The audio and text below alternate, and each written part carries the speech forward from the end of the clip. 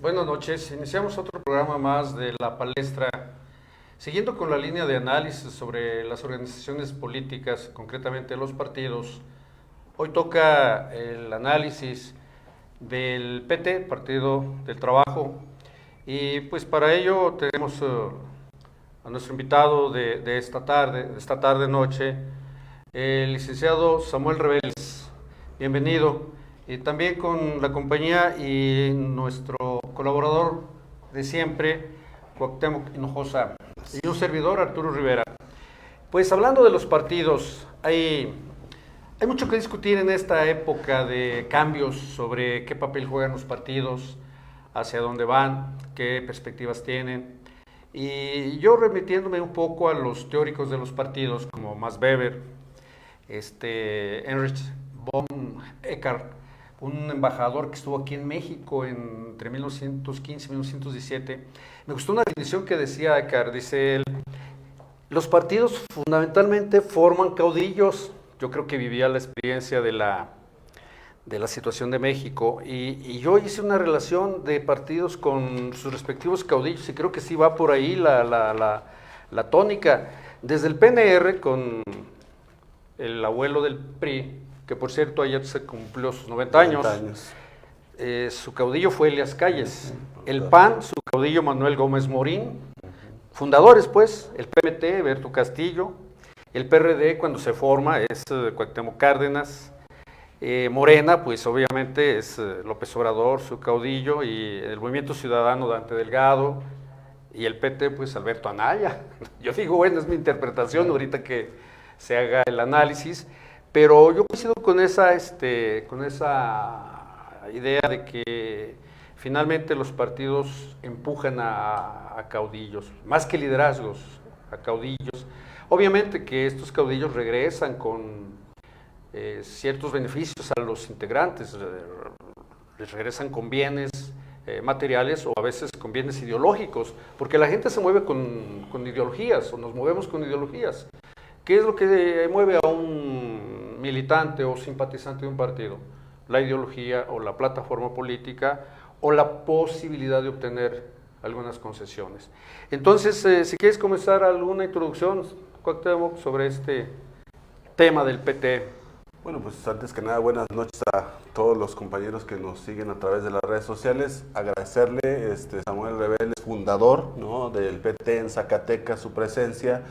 Y bueno, pues comentar un tanto que ha sido fortificante para esta mesa de análisis, el ir desmenuzando a través de diferentes puntos de vista qué es lo que está pasando en los partidos políticos mexicanos. Yo soy de la idea de que a partir del 2000 en México se ha vivido una partidocracia, es decir, las decisiones del poder se centraron a través de los partidos políticos, lo cual para el hecho de hablar del PT, pues me llama más la atención que cualquier otro partido que hayamos analizado hasta el momento, porque en sus principios, ¿no?, establece claramente que una de las ideas básicas y premisas de ese partido es la democracia directa, ¿no?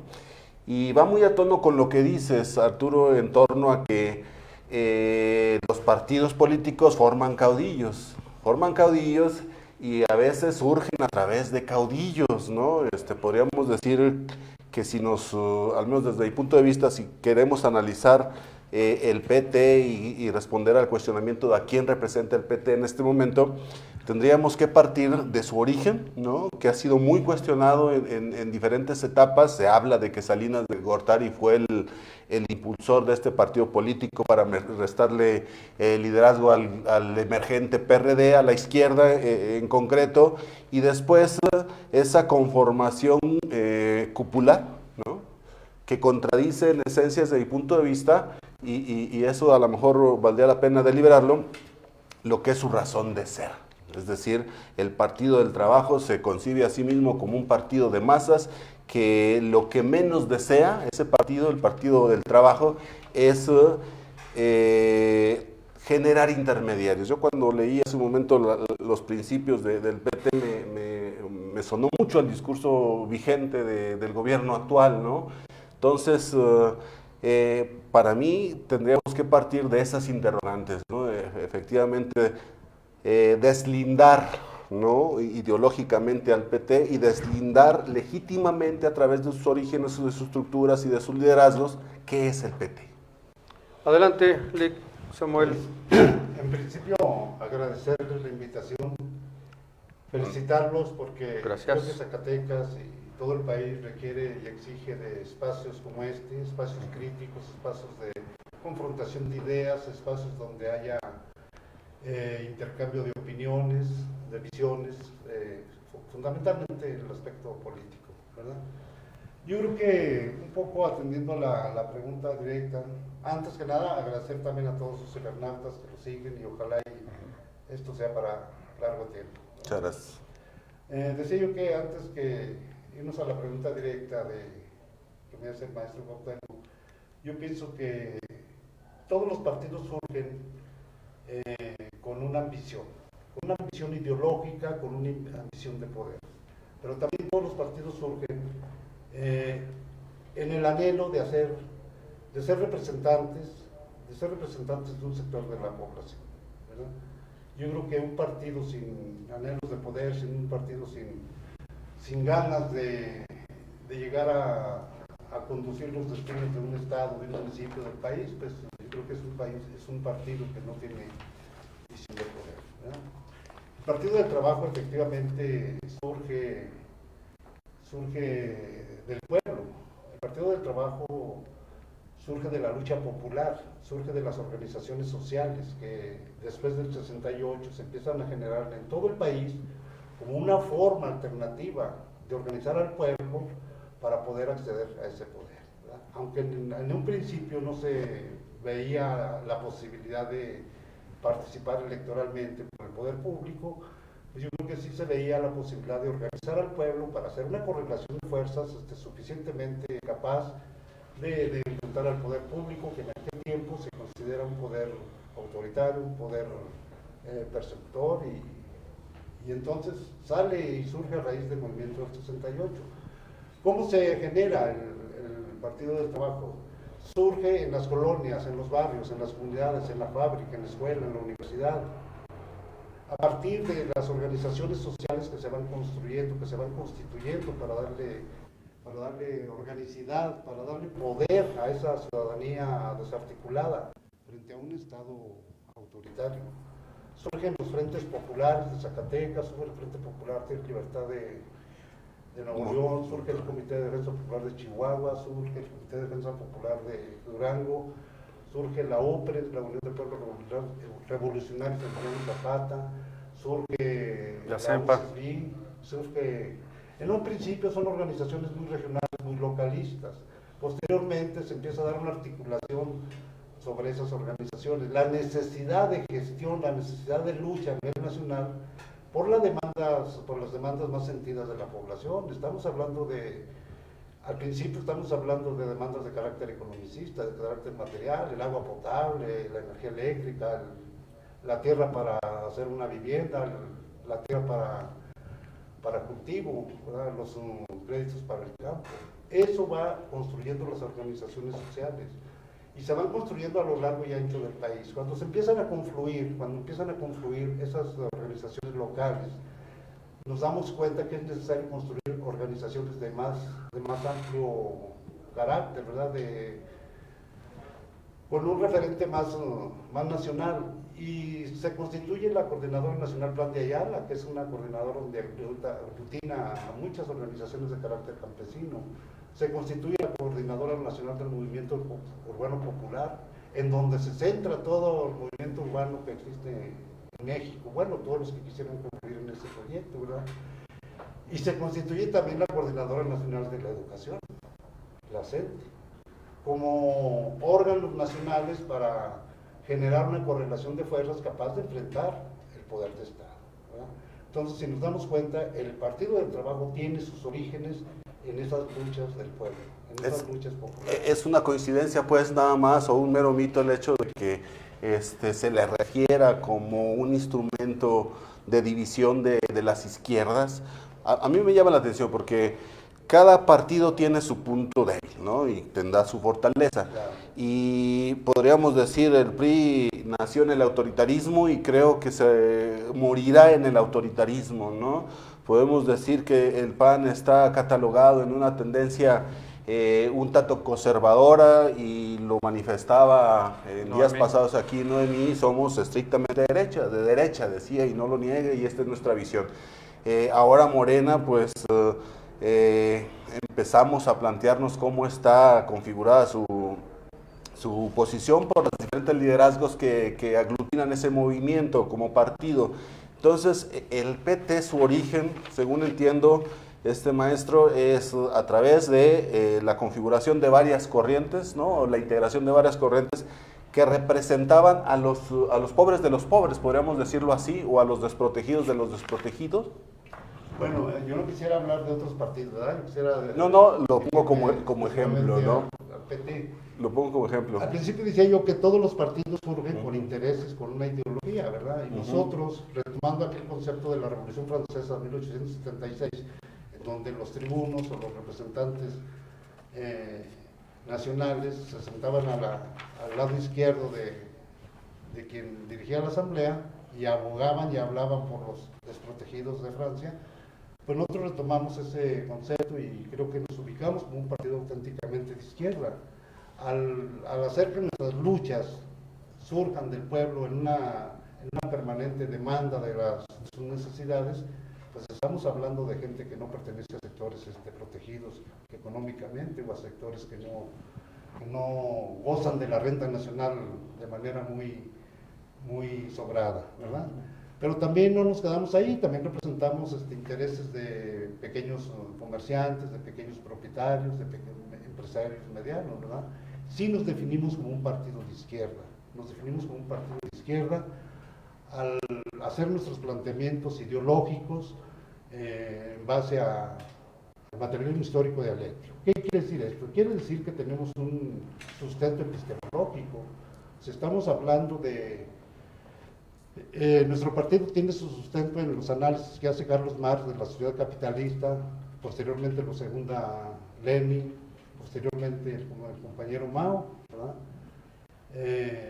Tenemos fundamentos teóricos científicos, ¿verdad?, en el análisis de la sociedad, y partimos de ahí, nos damos cuenta que la sociedad está dividida en clases, aunque parezca un concepto de los 60, aunque parezca un concepto atrasado, de un dirigente trasnochado.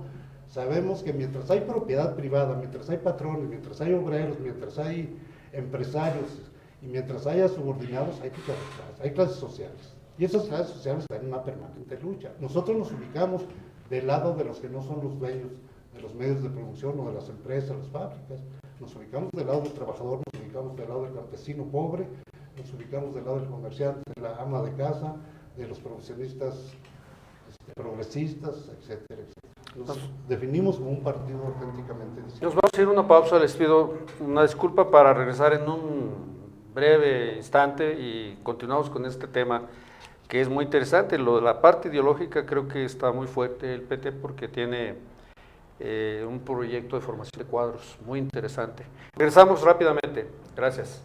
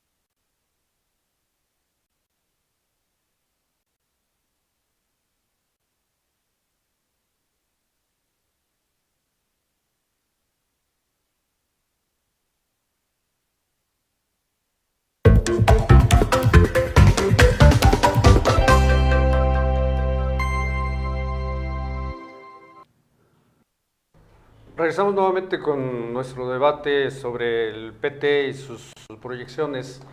Encontré también en la plataforma del PT que tiene 4 ejes fundamentales: el territorio, la autogestión social, la promoción de opinión pública y un proyecto electoral, es decir, la lucha por el poder. Quisiera aquí referirme a la autogestión social. Estimado Samuel, la gestión social yo creo que se fue perdiendo porque la autogestión social sí se daba cuando estaban esas organizaciones que mencionaste, CONAMUB, CEMPA, Frente Popular de Chihuahua, Frente Popular de Zacatecas, el Comité de Lucha de Durango. Esos sí eran autogestionarios. ¿Qué pasa cuando se conforma un partido? Pues entra otra estructura organizativa, entra dirigentes nuevos y con otra estructura que quitan esta autogestión de base. Y antes de irnos a la pausa comentaba yo que la parte ideológica es muy fuerte en el PT, porque incluso conozco de muchos textos que han publicado, desde Gramsci, Lenin, Mao, y sobre todo para la formación de cuadros. Incluso tienen muchos textos para el ámbito educativo, lo que es la enseñanza en la infancia, y desde el kinder. El asunto que yo quiero preguntar es que si se perdió o no se perdió desde tu punto de vista la autogestión social de base, porque finalmente también otro de los ejes es la línea de masas que viene de la filosofía maoísta. Claro. Y yo no veo hoy que exista realmente una línea de masas, en términos pues de ya dirigencias populares. Bueno, yo pienso que hay que entender lo que eran las organizaciones autónomas de masas. Son organizaciones autónomas, ¿verdad? En principio, porque son autogestionarias, tienen la necesidad de crecer, desarrollarse con sus propios recursos. Son organizaciones independientes de los partidos, independientes del gobierno, independientes de cualquier otra organización. Las organizaciones autónomas de masas siguen en su proyecto autogestionario, ¿verdad? Muestra de ello es que nosotros hemos participado en la construcción de alrededor de 6 o 7 fraccionamientos. Muestra de ello es que nosotros hemos participado en la creación de 6 o 7 escuelas. Seguimos en la autogestión. El partido no sustituye, no subsume a las organizaciones autónomas de masas. Lo que pasa es que ahora se dan de manera más local, de manera menos fundamental en el ámbito político. Hay que recordar que las organizaciones madres como la CEMPA, la CONAMU, la CENTE, pues eran organizaciones de carácter nacional, donde se aglutinaban muchísimas organizaciones pequeñas. Esas organizaciones pequeñas continúan en cada estado, continúan en cada municipio y seguimos con la autogestión. El partido no tiene absolutamente nada que ver con ese tipo de organizaciones. Por el contrario, son las organizaciones las que nutren al partido de cuadros políticos, son las organizaciones las que nutren al partido de necesidades políticas, de necesidades ideológicas, de necesidades materiales, y el partido está en la obligación de atender las necesidades de esas organizaciones sociales. Entonces, yo creo que la línea de masas sigue vigente, hoy más que nunca en el ámbito del Partido del Trabajo. Es una corriente efectivamente maoísta, ¿verdad? En donde finalmente las bases sociales, las masas sociales son las que tienen la conducción y dirección de su propio destino. Nosotros no vamos a sustituir como partido, no vamos a sustituir a las dirigencias de las organizaciones sociales. Serán ellas quienes nutran al partido de cuadros más avanzados, de cuadros más formados, más preparados para incorporarse al partido. Y bueno, yo creo que sería conveniente seguir con el debate de qué es un caudillo y qué es un dirigente, ¿verdad? Sí. Bueno, sobre todo, perdón por la interrupción, sobre todo porque me llamó la atención, hablando de liderazgos dentro de los partidos políticos y estableciendo un tipo de ideología como el que marca usted dentro del PT, me llamó mucho la atención que uno de sus líderes representativos en algún momento haya sido Manuel Bartlett, ¿no? Multicuestionado y señalado en muchas ocasiones. No sé si Manuel Bartlett converja con ustedes en torno a la línea de masas o la perspectiva marxista. Me suena raro, ¿no? Entonces, como que Esas son de las cuestiones que yo creo que tendríamos que ir desmembrando, porque al final de cuentas nos quedaríamos en la parte teórica y de lo que efectivamente, como lo mencionaba usted, de lo que se trata es de aterrizar un poco la operatividad, porque los partidos políticos sí, o sea, podrán defender sus principios, sus bases, pero para mí algo muy importante es su congruencia. Hay partidos que se llaman democráticos a ultranza y sus procesos internos de selección están más cuestionados que nada, ¿no? Entonces, ¿puede un partido que se dice izquierda tener personas de derecha? Yo creo que habría que reflexionar mucho sobre la ideología del partido, ¿verdad? Yo en principio en lo que he leído de Marx nunca lo escuché hablar de elecciones, ¿verdad? Poco tiene que ver con la presencia de Barclay en el partido. Nosotros consideramos que efectivamente el caudillismo se da a finales de la Revolución Mexicana, ¿verdad? Y finalmente, pues yo creo que Lázaro Cárdenas es quien logra consolidar los anhelos y el proyecto de la Revolución Mexicana, es el que le logra dar institucionalidad al gran proyecto revolucionario. Yo creo que los caudillos, yo creo que hay que distinguir entre caudillo y líder, ¿verdad? Nosotros no veríamos a Alberto Anaya como un caudillo, lo vemos como un gran dirigente, lo vemos como un líder, porque Alberto Anaya durante toda su vida ha trabajado en la lucha social, ha trabajado al lado de la izquierda para construir procesos revolucionarios, procesos de transformación. Su capacidad, sus cualidades como persona, pues lo han ayudado a mantenerse y lo han ayudado a continuar como un gran dirigente. No es una persona que haya sido electa a partir de una convención electoral del Partido del Trabajo. Es una persona que tiene la simpatía nacional a partir de su lucha, a partir de su trabajo que desde joven emprendió, ¿verdad? El caudillo tiene otras características, se apropia de los procesos y decide sin mayores consultas a nadie. En el Partido del Trabajo nosotros no tenemos una estructura de dirección clásica, tradicional.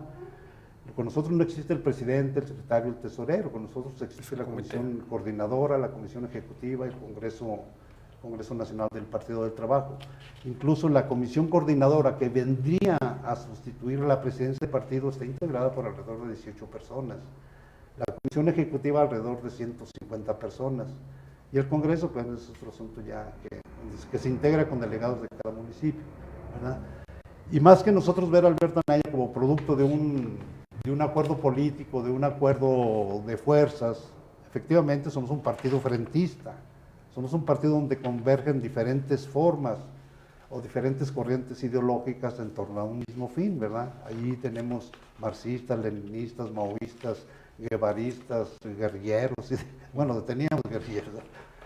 Y bueno, todos creo que han reconocido en Alberto Anaya una figura como un gran líder, no es un dirigente electo, ¿verdad? No es un dirigente convencional, no es un dirigente al estilo de otros dirigentes, ¿no? Y en Zacatecas, ¿quién haría las veces de Alberto Anaya? ¿Quién sería nuestro referente? Pensando en que hay liderazgos, no hay caudillos, tienen una estructura no convencional de partidos políticos, sino que son órganos colegiados, que igual valdría la pena ver cómo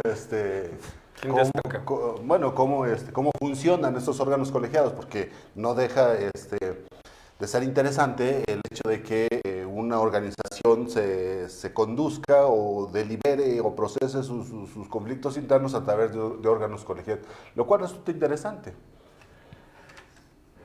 Quisiera continuar con la otra parte de la pregunta. Yo creo que el partido ha venido transformándose, ha venido también cambiando, ¿verdad? Al principio nosotros llamábamos que era un partido de línea de organizaciones sociales.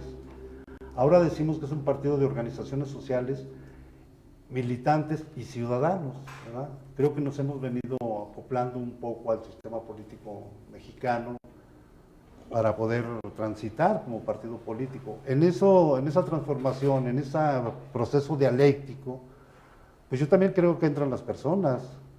Sí, no, por Todo supuesto. cambia, ¿verdad? Entonces, el hecho de que haya personajes en el PT que en algún momento jugaron un papel no grato, incluso para el mismo PT o para las fuerzas progresistas de México, no los es culpa de esa situación, pero también creemos en su sinceridad, creemos en su pensamiento progresista, y bueno, ahora los tenemos ahí en las filas del partido y están haciendo un trabajo que muchos que nos decimos revolucionarios ya quisiéramos haber hecho, ¿verdad?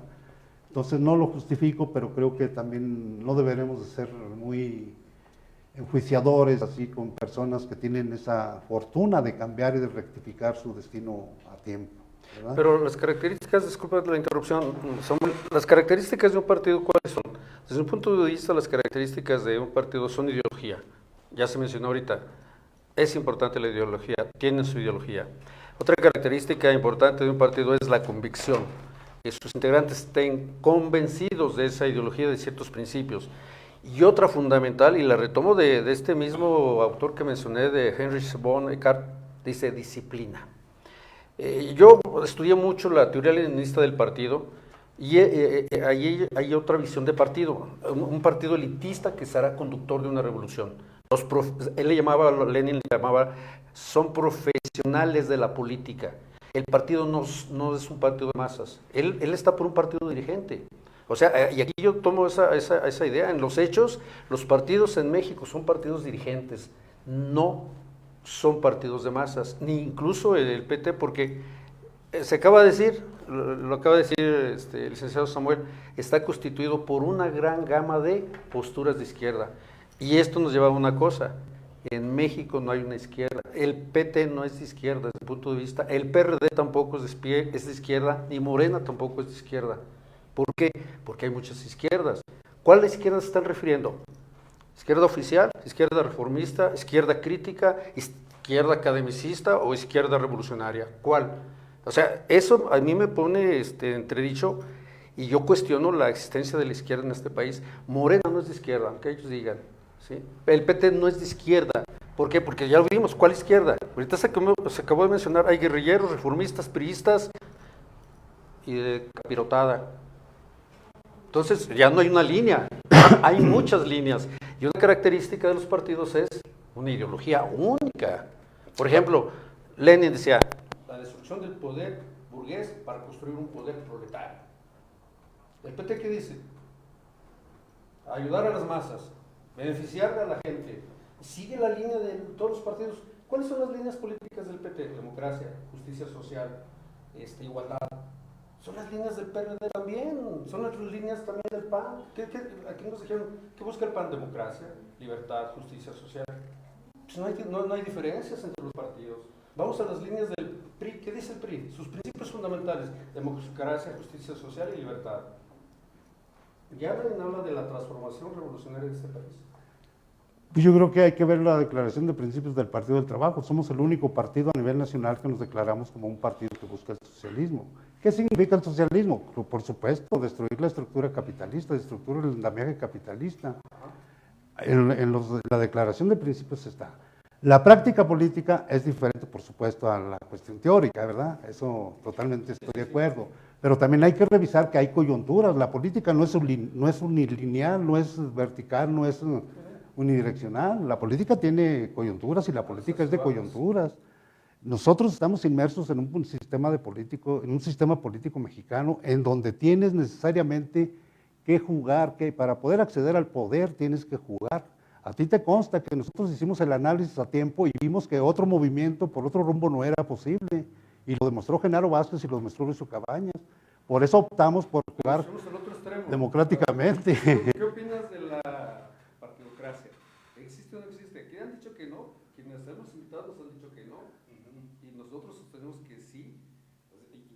Y tú dijiste hace rato algo interesante, en este país, como en el mundo, existen las clases sociales, y estoy de acuerdo, totalmente. Incluso hasta hay una nueva clase que se llama la clase política, con intereses propios y proyecto propio. Y está muy sólida esa clase política. ¿Y quién es la clase política? Los partidos. Sí, con cúpulas ya muy configuradas, ya con linajes definidos, pues, o sea, se están haciendo hasta cierto punto partidos monarcas, ¿no? Ya Sí, con descendencias. ¿Partidocracia en México o es es un mito. Pues la Constitución política señala que la única forma de acceder al poder público es a través de los partidos. No necesariamente tenemos que hablar de una partidocracia. No son los partidos los que tienen el poder. El poder está concentrado en el Estado. ¿Qué quisiera yo por ser Estado dominante? O sea, si no distinguimos el papel que juega un partido dentro del aparato estatal, y aquí me remito a los aparatos ideológicos de Estado. Entonces, al rato vamos a decir la familiocracia también, porque es un aparato ideológico de Estado, la familia. Al rato vamos a decir la universidocracia, porque es un aparato ideológico de Estado también la universidad. Los partidos son un aparato ideológico de Estado que no necesariamente ejercen el poder de manera hay directa. una aceptación tácita, incluso del PT, aceptación tácita de que vivimos en una partidocracia, incluso del PT y del presidente Andrés Manuel López Obrador. La afirmación tácita de que estábamos viviendo en una partidocracia es que no había consultas, no había mecanismos de participación directa de los ciudadanos, todo estaba centralizado, las organizaciones sociales se corrompían y no dejaban que fluyera el vínculo Estado-sociedad. Entonces hay una afirmación tácita, efectivamente podemos tomar como afirmación que la única opción para que una persona acceda al poder es a través de los partidos políticos. Por eso se ha venido pugnando por las candidaturas independientes. Totalmente de acuerdo en que haya candidaturas independientes. Vamos a hacer una pausa, sí. si me aceptan en este momento de pausa, y regresamos rápidamente porque el productor nos está pidiendo. En un minuto regresamos, gracias. Regresamos con este tema. Entonces,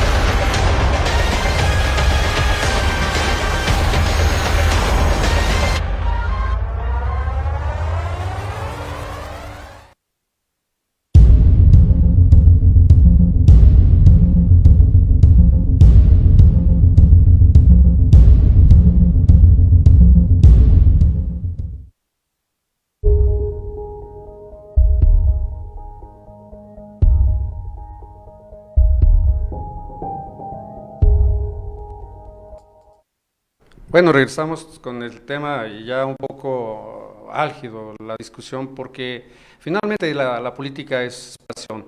Yo sostenía que la partidocracia de alguna manera representa una estructura también de poder paralela a los poderes ya existentes y que pues ojalá que pudiera desvanecerse esa estructura de poder para darle paso más a la autogestión de las organizaciones de base.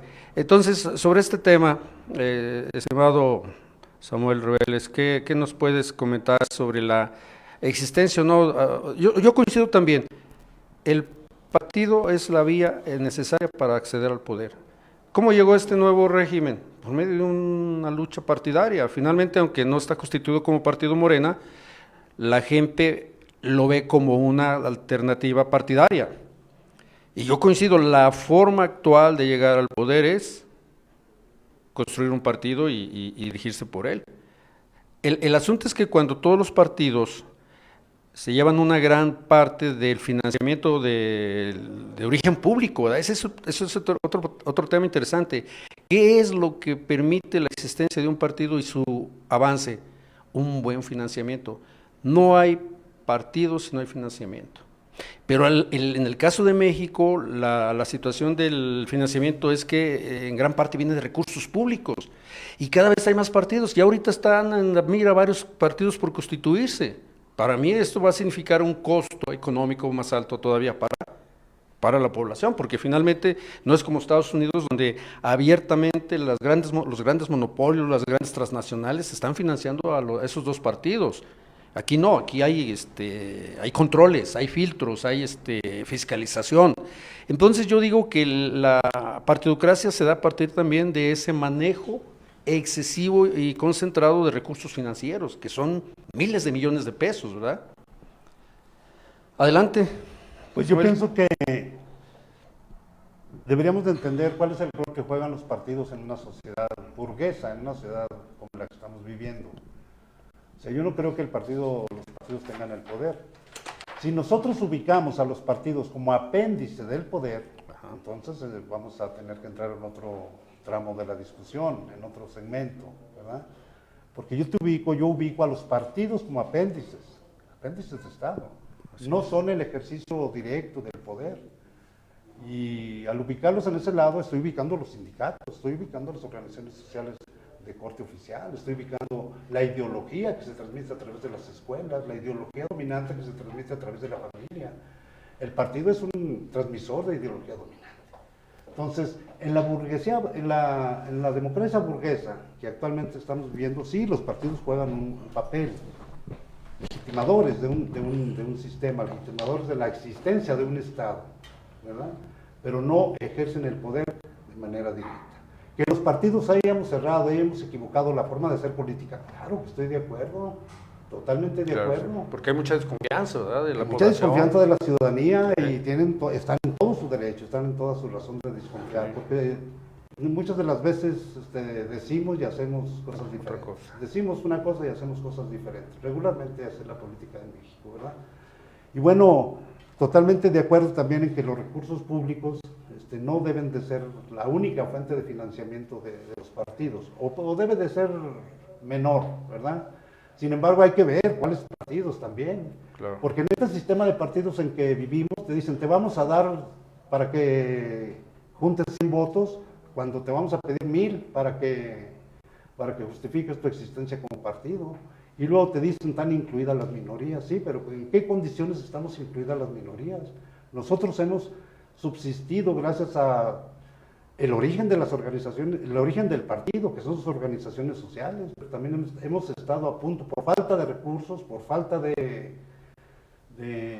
formas de hacer política, no hay recursos. Pero en esa perspectiva que usted plantea, y la verdad me parece muy, muy interesante, y además la replicó aquí también Luis Medina, ¿no?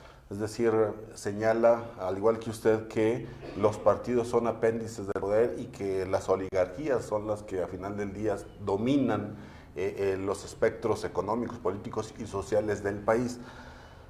Si estamos de acuerdo con eso, ¿qué papel juega en esa coyuntura el PT? Porque el PT tiene representación, el PT tiene presupuesto público, el PT tiene, al igual que los otros partidos, sí, por supuesto, pero ¿no sería un tanto hacerle el juego a las oligarquías? Si somos tan radicales y tajantes, decir, somos un partido socialista, somos un partido que va en contra del capitalismo, somos un partido radical en cierto sentido, pero le jugamos al poder, ¿no? Le jugamos al poder oligárquico y le jugamos al poder capitalista.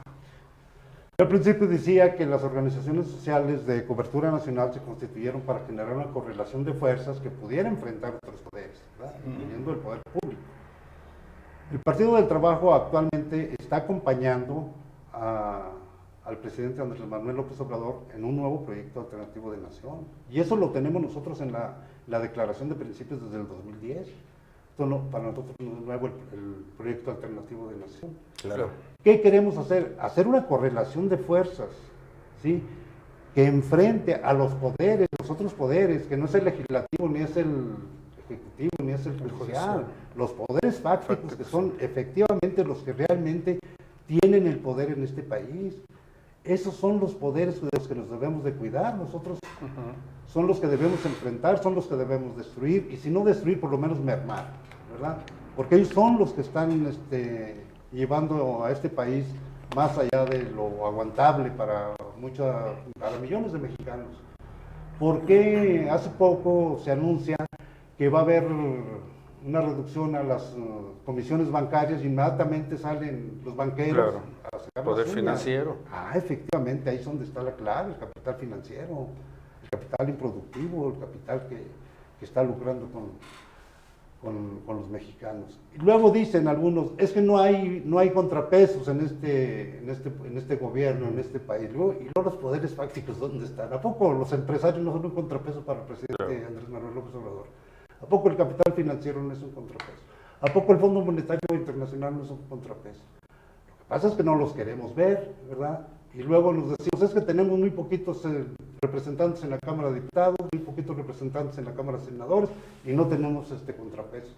No, los contrapesos están allá afuera, y esos son de veras contrapesos, ¿verdad? Nosotros no estamos jugando en el escenario de hace 10, 15 años. Ahora, estamos hablando en un escenario nuevo, estamos construyendo una transición. Orientados en ese sentido que usted marca,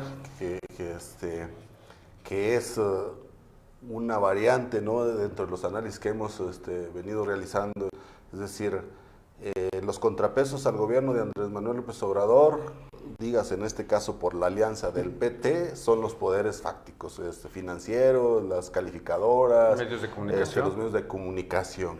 Algunos, no todos, ¿verdad? O algunos, sí. ¿Qué reformas constitucionales están orientadas a mermar ese poder? Porque las reformas que dieron paso al neoliberalismo con Salinas fue, primero deshacer el Estado de todas las empresas, ¿no?, las que tenían, porque era la visión de que el Estado debería constreñirse a simplemente regular y vigilar y en cierta manera moderar el poder, los poderes fácticos. No es que los opriman, no es que los sobajes, no es que los elimines, sino simplemente los regulas, ¿no? Estás en una especie de mediador, ¿no? Esos son uno de los primeros pasos que da Carlos Salinas de Gortari para instaurar el neoliberalismo, ¿no?, que han mencionado en estos tiempos. ¿Cuáles serán los pasos que ahora nosotros estaremos viendo, esperando, para que ahora sí se instaure esa nueva visión de Estado, ¿no? La visión, quiero yo pensar, la visión del Estado social, no socialista, sino el Estado social. Pero yo no he visto, ni he escuchado, ni he constatado ninguna reforma que oriente hacia ello. La cuestión de la regulación de las comisiones bancarias, pues recularon. O sea, tan poderoso es ahorita la estructura de gobierno que tuvo que recular ante los poderes fácticos, ¿no? Bueno, mira, yo sinceramente sería mentiroso si te dijera que iniciativas de ley o qué reformas se van a presentar, ¿verdad? Sin embargo, lo que puedo opinar es que hasta lo que va del gobierno de Andrés Manuel López Obrador, yo observo que, y yo creo que todos lo sabemos, es un proyecto de corte keynesiano, ¿verdad? Es un proyecto que tiende a fortalecer el mercado interno para que haya consumo, para que haya adquisición de bienes y servicios, y la maquinaria de la economía se vuelva a reactivar. De ahí la necesidad de regalar becas, de hacer proyectos de mucho impacto social, ¿verdad?, para que haya mayores posibilidades de dinamizar el mercado, ¿verdad?